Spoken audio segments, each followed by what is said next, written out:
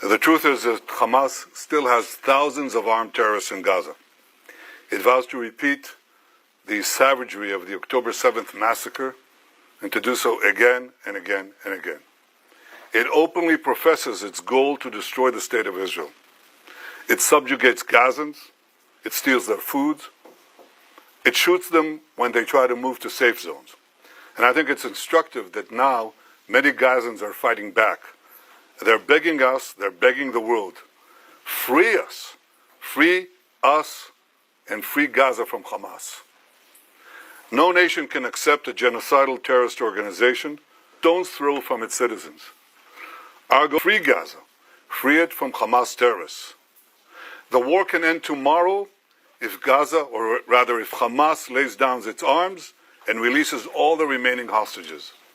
Gaza will be demilitarized. Israel will have overriding security responsibility. A security zone will be established on Gaza's border with Israel to prevent future terrorist incursions. A civilian administration will be established in Gaza that will seek to live in peace with Israel. That's our plan for the day after Hamas, and let me summarize it. 5 principles for concluding the war. 1, Hamas disarmed. 2nd, all hostages freed. 4th, Israel and doesn't launch terrorist attacks against Israel. That's what we want to see in Gaza. So it's neither Hamas nor the PA. That's our plan. Given Hamas's refusal to lay down its arms, Israel has no choice but to finish the job and complete the defeat of Hamas. Now, we've done a great deal. We have about 70 to 75% of Gaza under Israeli control, military control. But we have 2 remaining strongholds, okay? These are Gaza City and the central camps in the Muasi. That's roughly, it's schematically presented here, but it's fairly accurate. Last Thursday, Israel's Security Cabinet, instructed the IDF to dismantle the 2 remaining Hamas strongholds in Gaza City and the central camps. Contrary to false claims, this is the best way to end the war and the best way to end it speedily. We will do so by first enabling the civilian population to safely leave the combat areas to designated safe zones. In these safe zones, they'll be given ample food, water, and medical care, as we've done before.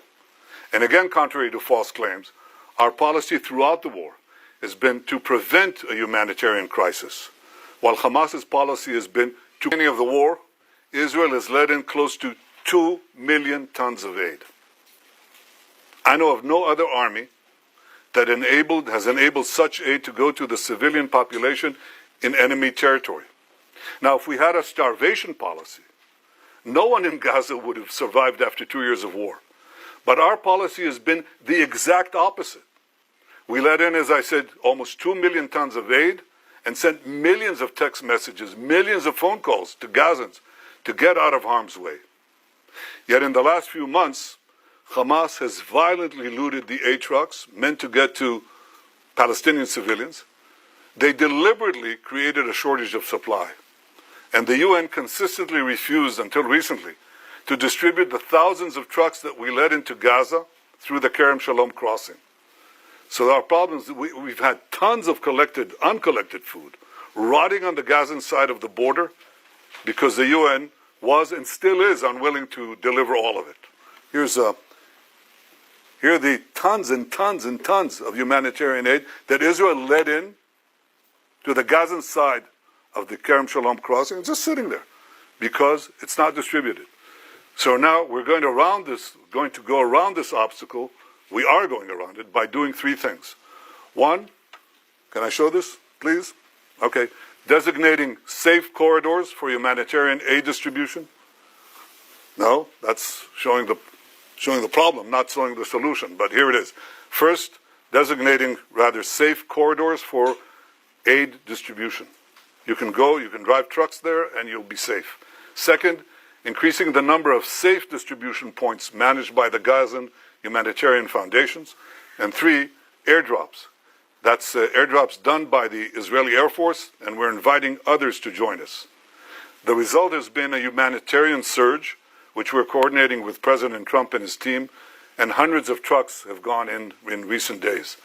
This is preventing hunger. But it's not prevented the global campaign of lies that we have all witnessed. So in Gaza, despite Hamas's obstacles, 2 million people are now getting access to humanitarian aid. But I'll tell you who isn't. The only ones that are being deliberately starved in Gaza are our hostages. This is Evyatar David. Look at his hand, at his arm. He's being deliberately starved by these Hamas monsters. And look at the Hamas captor. Look at the difference. He's eating, and he's eating well.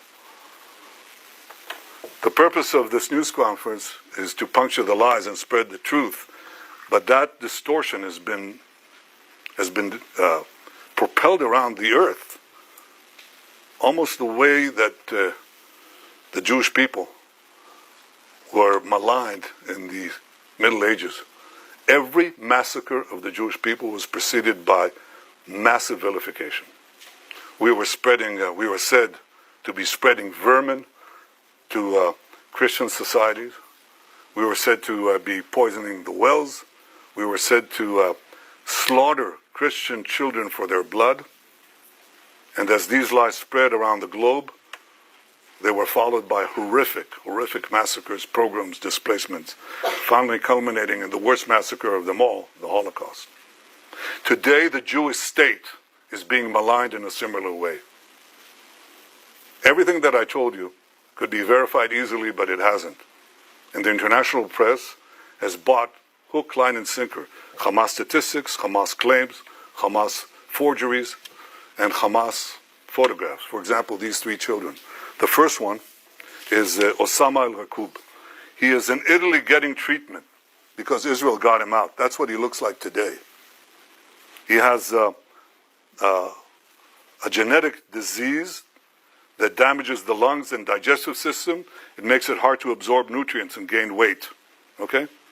So Israel facilitated Osama's travel to Italy, where he got the medical aid that transformed his position.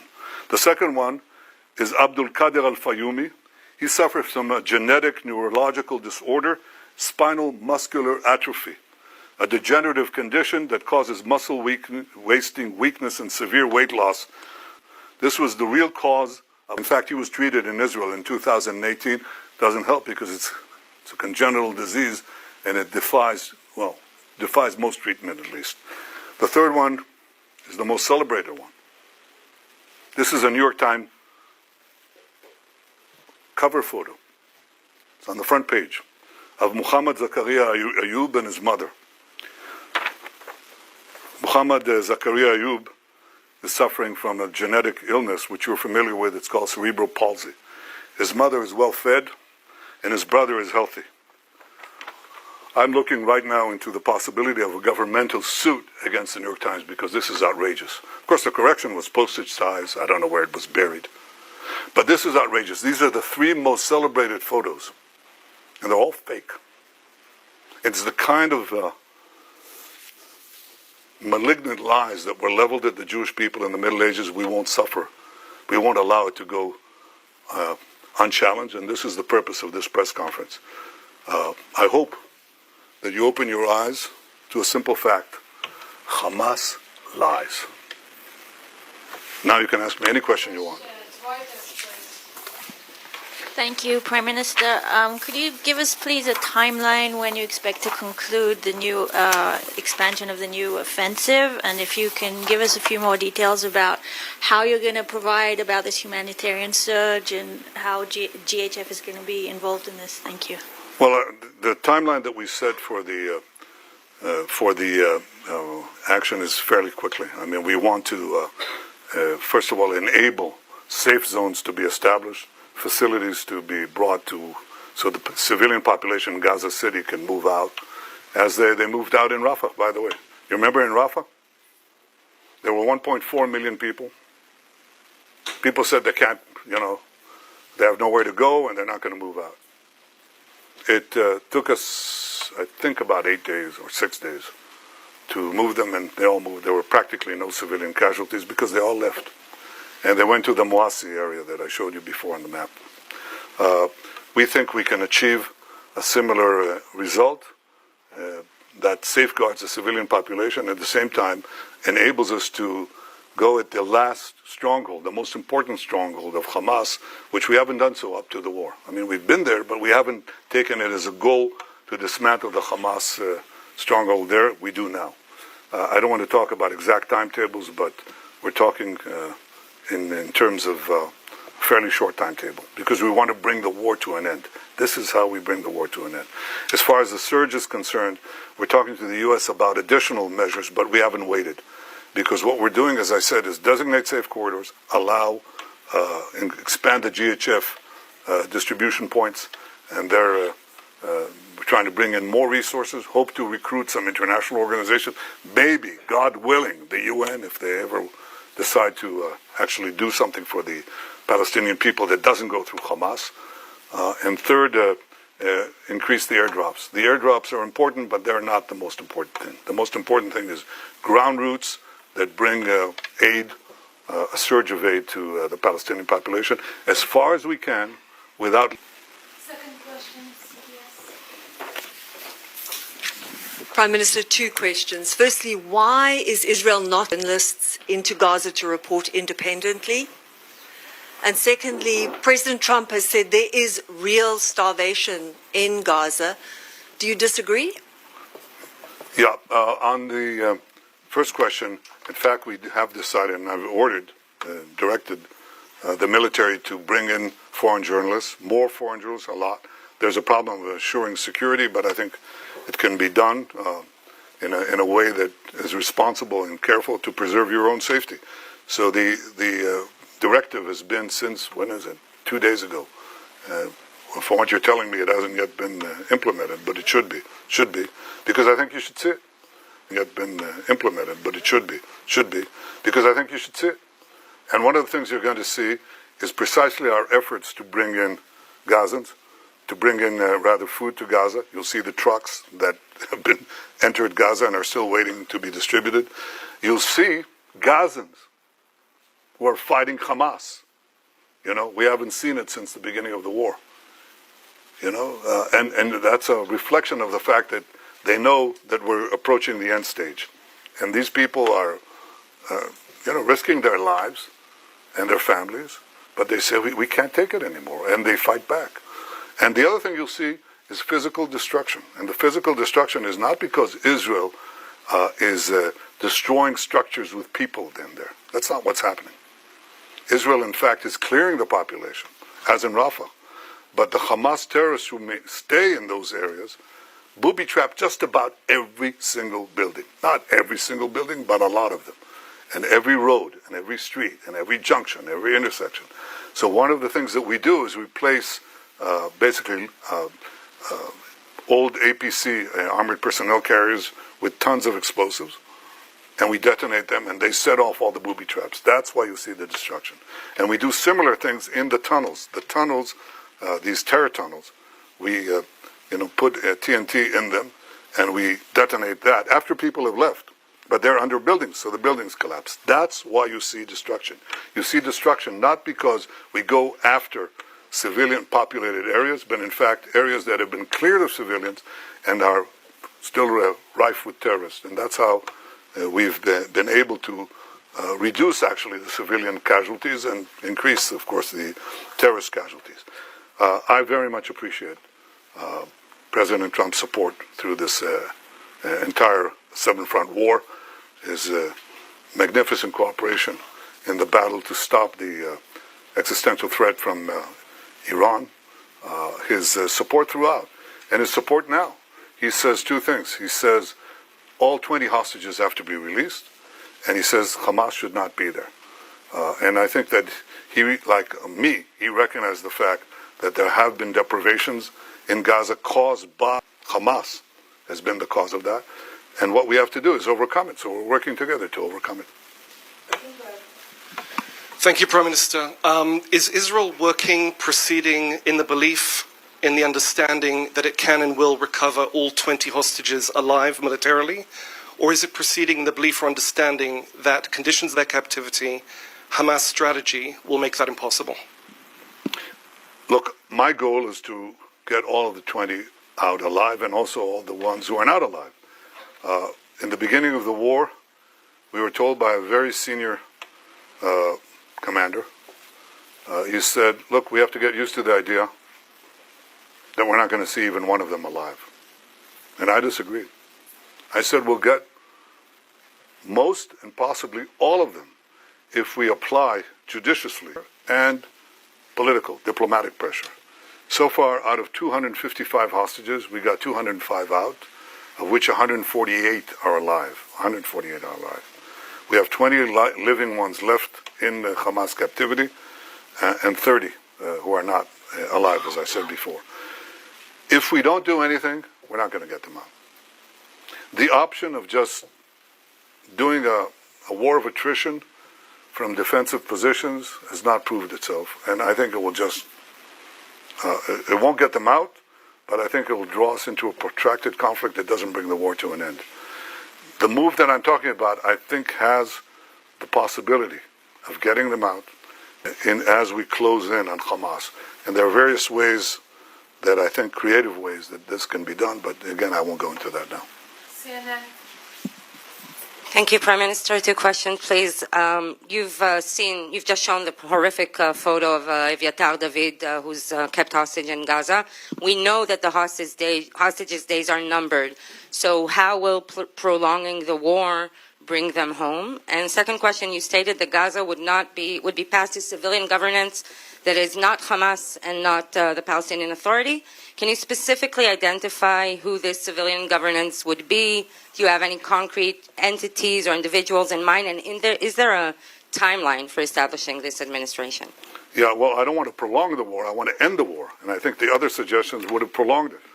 We may have gotten maybe a dripping of hostages, even though Hamas showed no willingness to do that. And then they just go on and on and on, and we'd have this endless. Unless you are willing to just say, Israel, capitulate, go out. And even then, I don't think we'll get all the hostages. And if we capitulate, it means that Hamas will rearm, regroup, and carry out all the threats that it openly professes every day, by the way. Every day they say, we're going to do the October 7th massacre again and again, and we're going to destroy the state of Israel. You can't leave them there, So we're not going to do that. So my goal is not to prolong the war. My goal is to end the war, and I think that prolonging the war means that many of them could be starved to death. That's exactly the point. I don't want that. As far as the specific governance of Hamas, we're actually, I think the 5 principles are generally widely accepted. And it's instructive that some of the Arab countries, quite a few of them actually, said that Hamas has to be disarmed. I think this is the starting point. And look at what is happening in Lebanon as a result of our action. The Lebanese government, the new Lebanese government, is talking about disarming Hezbollah. Who would have believed it? Well, some of us did. I did.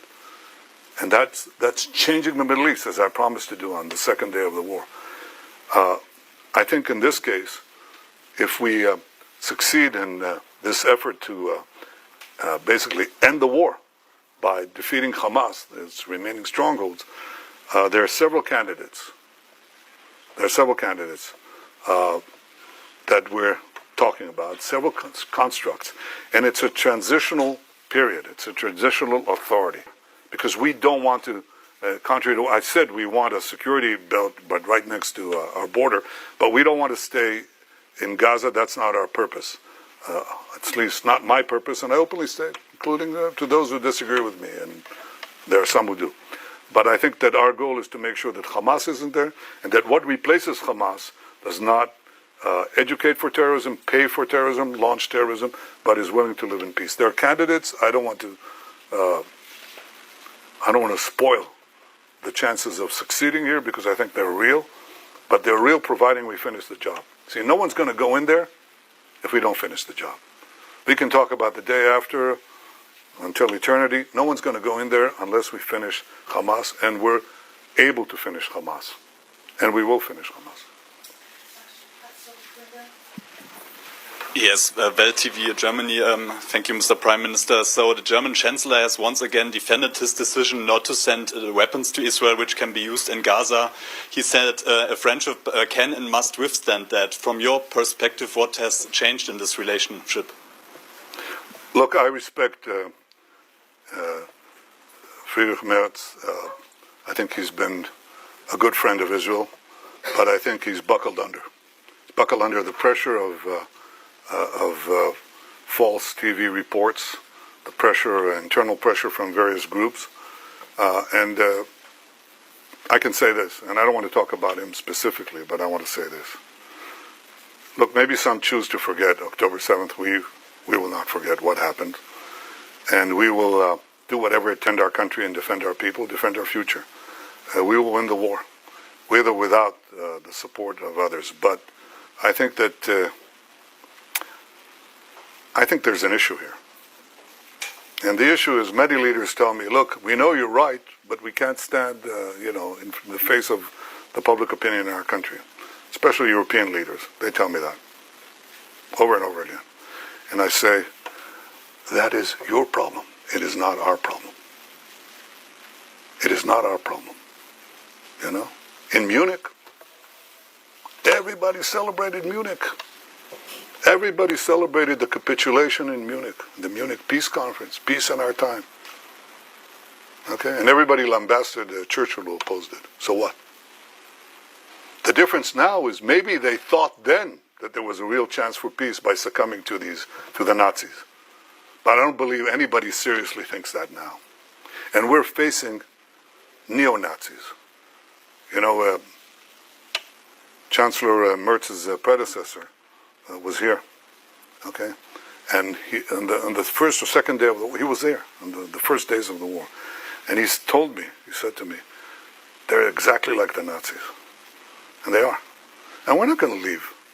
We're not going to leave the remainder of the Nazi army, in the equivalent of Berlin. Don't go into Berlin and don't finish off the Nazi army, the German army. Of course not. I mean, that's what people are telling us to do. And I'm not going to do it. And the Israeli people are not going to do it. We're going to do it. And we have enough criticism within, but the majority of the people, if you really check it, the majority of the people say, that's a result we can't afford if we want to live here. So we're going to do what we need to do. And I hope that Chancellor Merz changes his policy. And you know when he'll change his policy? For sure? When we win.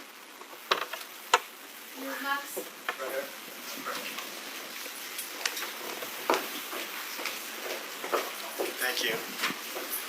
Thank you, Prime Minister. You talked about the 7-front battle. There's an 8th front, the propaganda war, the information war. Is Israel winning or losing this war? And also, have you spoken with President Trump since the Security Cabinet approved this plan? If so, can you share some of the details of that conversation? If not, do you plan on speaking with him at some point soon? And is he planning to also come to Israel at some point? Well, I suggest you ask him that. But I haven't spoken to him since next day. Yes, I intend to speak to him very soon. You asked about, sorry, could you repeat the first part of your question? The first part was about the propaganda. Oh, the propaganda? Well, look, no, I think that we've not been winning it, to put it mildly. I think there are vast forces that are arrayed against us. Among other things, the algorithms of the social network that are driving a lot of everything else, and people who really know, and they're the foremost people in this field in the world. They're telling me that about 60% of the responses on the social media are bots. They can categorically say they're bots. And they're bots that, especially in America, they want to attack the support that Israel has from the Republican side. So they describe how, themselves as homespun Southerners, except they're riding from Asia somewhere, That's a big issue. We have to contend with it. And we also have to stand up and tell the truth, probably at greater frequency than we're doing now. That's exactly what I'm trying to do now. Win this war, end it speedily. End it speedily. Expose the lies as much as you can. End it speedily, and that's how you win the war. You win the war this way. Sky News, UK. Next question, please. Last question. What the IPC said on